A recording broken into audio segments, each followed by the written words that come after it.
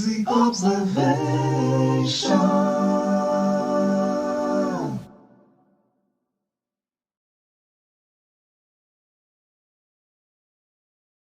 What's up, Triad family? I'm back like I never left. Thanks to all those that stuck with me, and for those who are new, welcome. Don't forget to subscribe while you're watching this video and enjoying this video. Welcome back to another episode of Music Observation, where we comment on music and educate about it. Today we are talking about relative keys. What? Relative keys. Well, this has been my favorite phenomena in music, and I'm about to explain why.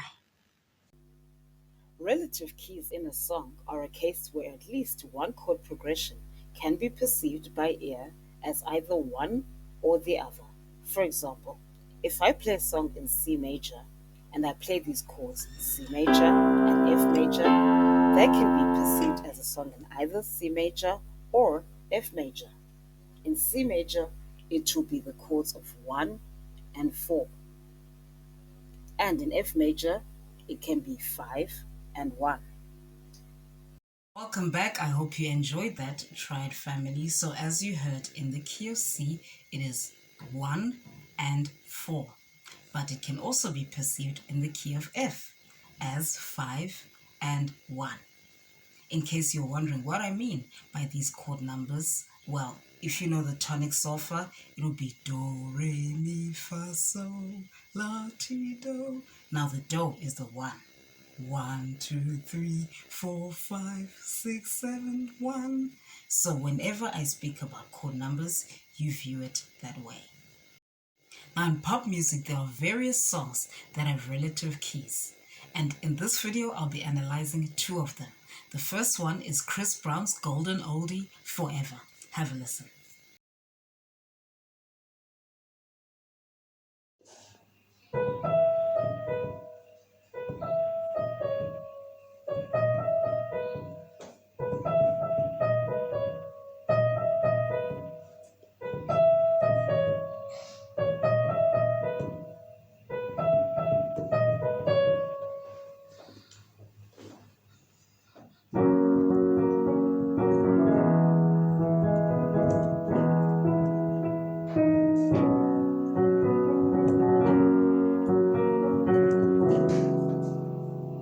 So, did you hear what I heard?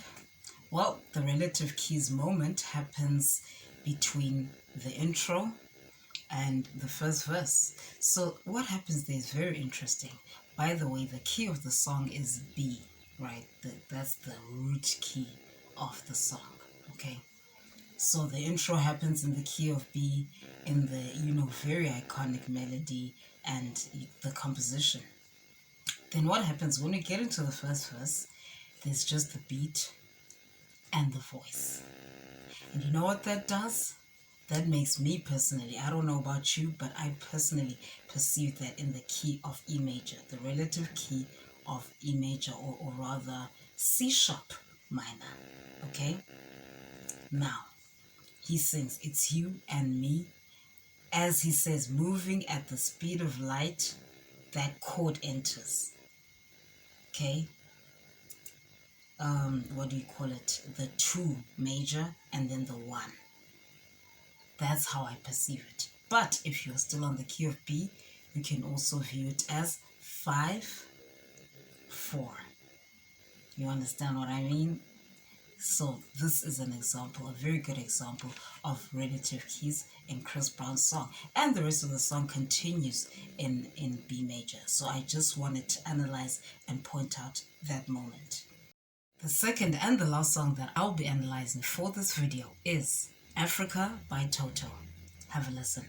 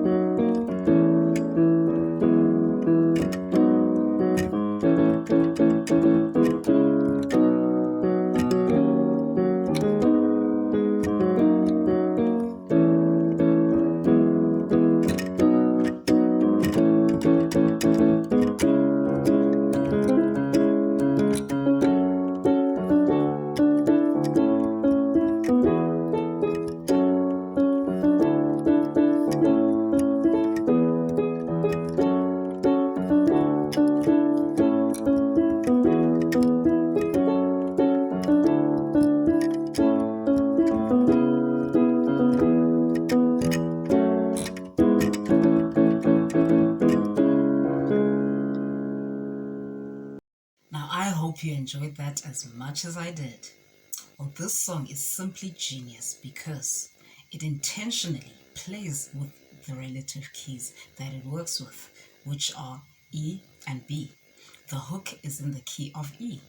And after the hook, which is also the intro, it goes to the verse seamlessly in the key of B.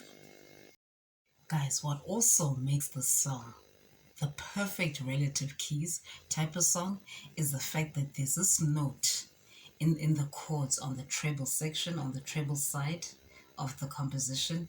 It's called a fifth, right? The fifth is the highest note of a chord in the treble section. Treble meaning, if you're a pianist, what you would play with your right hand, like soprano, alto, tenor, or rather soprano and alto. That's the treble clef, okay? And those are the higher notes. Any note that is not a bass, that's the treble side. Now back to the song. The reason why this song is definitely quintessentially a relative key song is that the fifth, drifts along the same notes that you would find in both the key of E and B. And as those keys change, it's very seamless. You cannot feel the transformation. It's very smooth. So for instance, here's how the verse goes.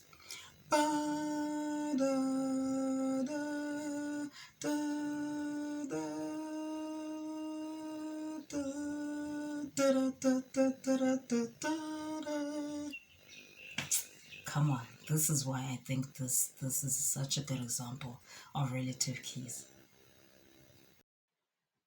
Just to add, we transition from the verse to the chorus with the hook just seamlessly into the key of A, and that is the chorus.